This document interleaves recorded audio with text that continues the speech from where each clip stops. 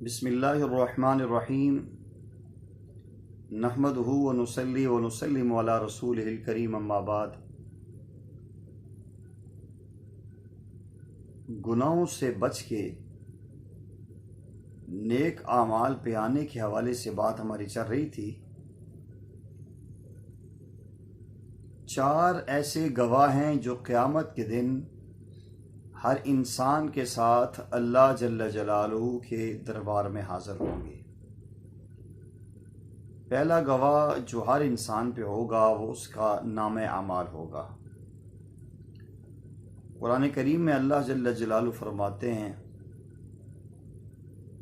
قیامت کے دن کہا جائے گا اقرأ کتابک کفی بنفسک اليوم علیک حسیبا،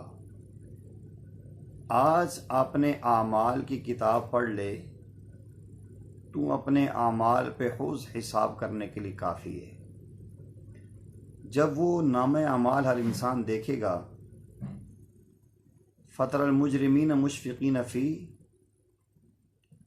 فیقولون یا ویلتنا ما لی ھذا الکتاب لا یغادر صغیرۃ ولا کبیرۃ الا احصاھا، وہ کہے گا کہ اس نے تو ایک چھوٹا اور بڑا گناہ بھی نہیں چھوڑا، جو کچھ ہم نے دنیا میں کیا ہے سب کچھ اس نے لا کے یہاں ہمارے سامنے رکھ دیا ہے۔ وَوَجَدُوا مَا عَمِلُوا حَاضِرًا وَلَا يَظْلِمُ رَبُّكَ أَحَدًا، فرمایا کہ جو تم نے اپنے کیا تھا یہ تمہارا اپنا کیا درا ہے، اللہ جل جلالہ نے تیرے پر کوئی ظلم نہیں کیا۔ تو آج جو لوگ یہ سمجھتے ہیں کہ مرے جان مٹھا اگلا جان کس ڈٹھا، تو قرآن کی سورہ کہف کی اس آیت کو سامنے رکھیں کہ قیامت کے دن ہر انسان کے نیک یا برے اعمال ہیں وہ نام اعمال کی صورت میں اس کے سامنے پیش ہوں گے۔ دوسرا گواہ جو اللہ جل جلالہ کے دربار میں ہر انسان کے ساتھ حاضر ہوگا وہ اللہ کے فرشتے ہوں گے۔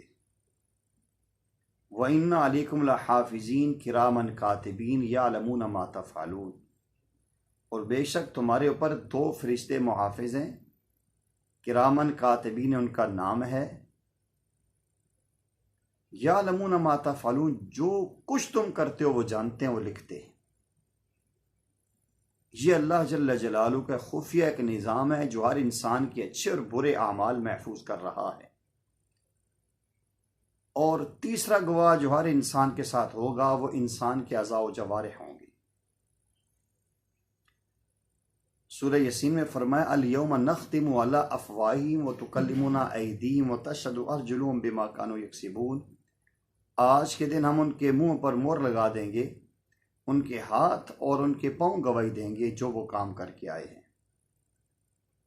اور دوسرے مقام میں فرمایا کہ انسان کی جلد بھی اس کے خلاف گواہی دے گی، اور وہ کہے گا لما شہدتم علینا، تو ہمارے خلاف کیوں گواہی دیتی ہے، تمہیں کس نے بولنے کا ملکہ و جذبہ دیا ہے؟ تو انسان کی جلد کہے گی قالوا انطقنا اللہ الذی انطق کل شیء، اس ذات نے جس نے ساری کائنات کو گویائی دی ہے، اس ذات نے مجھے بولنے کا یہ ملکہ و جذبہ دیا ہے۔ ایک دوسری آیت میں فرمایا کہ ان السمع والبصر والفؤاد کل اولئک کان مسئولا، انسان کے کان، انسان کی آنکھیں، اس کا دل، ہر سے اس کے گناہوں کے بارے میں، ہر چیز کے بارے میں سوال کیا جائے گا۔ چوتھا اور آخری گواہ انسان جس زمین پر رہتا ہے یہ زمین ہے۔ یومئذ تحدث اخبارہا بان ربک وحالہا، قیامت کے دن یہ زمین خبریں بیان کرے گی اور اللہ جل جلالہ کی طرف سے اس کو اس بات کا حکم ہوگا۔ اس لیے آج ہم یہ سوچیں، ہم گناہ کر رہے ہیں، ہم یہ سمجھتے ہیں کہ ہمارے اوپر کوئی گواہی نہیں دینے والا، ہماری کوئی بات کسی کے پاس محفوظ نہیں ہونے والی۔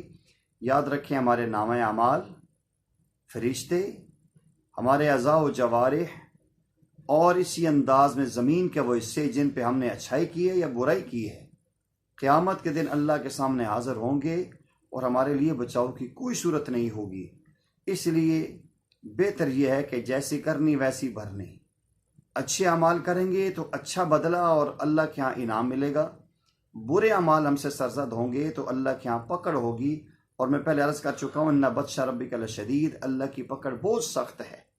اللہ کے نبی صلی اللہ علیہ وسلم نے فرمایا کہ من بطأ بی عملہ لم یسرع بی نسبہ، جس کے اعمال نے اسے پیچھے پھینک دیا اس کا نسب اس کو آگے نہیں لا سکتا۔